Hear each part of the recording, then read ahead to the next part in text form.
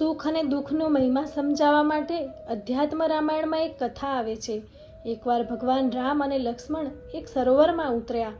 ઉતરતી વખતે એમણે બંને ધનુષ્ય કિનારા પર રેતીમાં ઊભા કરી દીધા.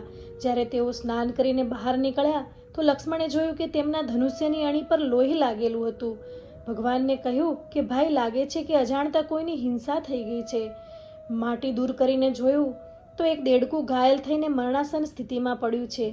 ભગવાન રામે કહ્યું કે તે અવાજ દઈને બૂમ કેમ ન પાડી? અમે તને બચાવી લેતા.